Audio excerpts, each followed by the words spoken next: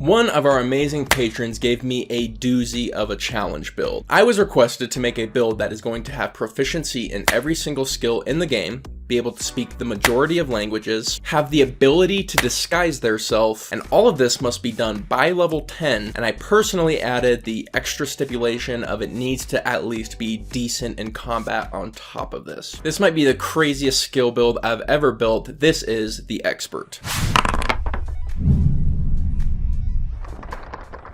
So let's begin with the concept. There are 18 skills in D&D. We're going to need to get proficiency in every single one of them. Now I'm going to take Kenku so we can have advantage when needed in every single skill in the entire game. Now once we take Kenku, we're going to get our first 2 proficiencies. I'm going to be taking them in Persuasion and Deception, getting some Charisma skills right at the beginning. Now we have 16 skills remaining. And the cherry on top of being a Kenku is we're also going to have advantage on Forgery tool checks. And that's pretty cool. So we're going to be a very roguelike character where we have all of these skills and we can create forgeries and make disguises eventually. We'll find out how later. We have some weird stats, probably not surprising you. We're gonna have Dexterity as our primary, and we're gonna have our secondary in Constitution, but it's not gonna be as high as most secondaries, and that's because we need both our Wisdom and Charisma to at least be 13, preferably 14 for the Charisma. We also come with a really weird leveling structure here. We're gonna be taking our first level in a Rogue. Our next 5 levels are gonna be going into Lower Bard. The next 3 levels after that are going into the Scout Rogue, so we're gonna end up with 4 Rogue, 5 Bard, and then our last level before we hit that 10th level breakpoint is going to be Knowledge Domain Cleric. So beginning with our first level in Rogue, we're going to get 4 skills. Let's do Stealth, Perception, Performance, and Insight. Now we have 12 skills left. We're also going to get our first 2 Expertise here. Now there's a lot of flexibility in what you put this in, but we're a roguelike, so I figured let's do Stealth and let's do Deception. That way we have 2 different ways of infiltrating, sometimes charismatically, sometimes sneakily. Now once we go into Bard, our first level into Bard is going to give us another skill. I went with Investigation here, giving us 11 skills remaining. We also get the spell Disguise Self. That is going to take care of one of our stipulations. We needed the ability to disguise ourselves, now we can. Now this is a good moment to kind of talk about some of our combat strategies. We're going to be casting a fight-winning spell by being a bard, but we're also going to be mixing in our cantrips, which is going to be a light crossbow with sneak attack. So we actually have a better cantrip than most bards have. We still have all of the weaknesses of being a squishy bard though, so we really need to be mindful of our positioning, but by using a light crossbow, we can be more flexible and have more range with our positioning than what Vicious Mockery would have offered us. But make no mistake, you are a very squishy boy. You can very well die easily. Play safe. Now once we hit level 3, we're going to get Lore Bard, picking up another 3 skills. I went with Intimidation, Arcana, and Sleight of Hand. Also at level 3, we're going to be picking up our next 2 Expertise, so now we have 4. I figure let's go Perception and Performance. We are a bard after all, and Perception of course is amazing. At Bard 4, we're going to pick up the skill Feat. This is going to give us another 3 proficiencies. I chose Investigation, Athletics, and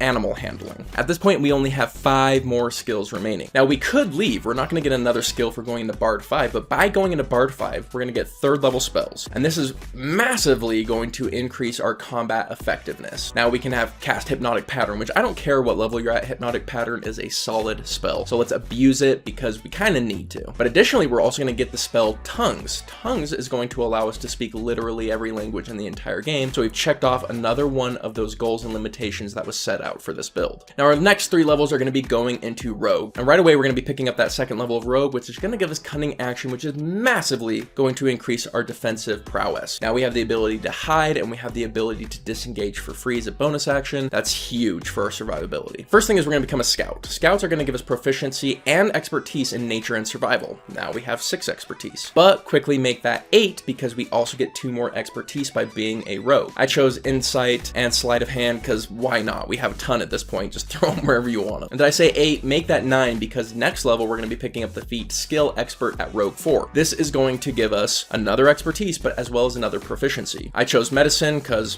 why not? Now we have all but 2 of the skills we need and we have 9 expertise in our skills. That's half of all skills we're an expert in. Pretty crazy. Now at 10th level, at the finish line, we're going to pick up our 1 level dip into Knowledge Domain Cleric. The reason we took 13 Wisdom all the way back at level 1, and we're finally going to get the Religion and History skill proficiencies as well as expertise. Now we have all 18 skill proficiencies. We have 11 expertise. We have the ability to give advantage to any of those. We also have the ability to disguise ourselves. and we have the ability to talk in every single language, all by level 10, while maintaining at least decent level combat prowess with fight-winning spells like Hypnotic Pattern, followed by crossbow shots with sneak attack attached to them and cunning action for our main primary defenses, along with our second level bard spells. What we do past this level, we already won life here, so really do whatever you want. More bard or more rogue. Now I chose more rogue because I wanted to eventually get reliable talent. Reliable talent is going to take every skill you're proficient in and say you cannot roll lower than a 10. So your worst skill, you're probably going to have like at least a +5 to it. So your lowest roll is now 15, but the skills that you are really good at, you're going to have a crazy amount. So reliable talent is just crazy with this build. So I wanted to pick it up eventually, and it makes our sneak attacks better throughout our career. And along that journey, we also picked up uncanny dodge and evasion just to kind of help out our survivability. So what have we built at the end of the day? Well, we've built the absolute king of skill monkeys. We have advantages, proficiencies for days, reliable talent. Yeah, you can't get better skill monkey than this, but we also managed to do it without completely destroying our combat potential. And we added enough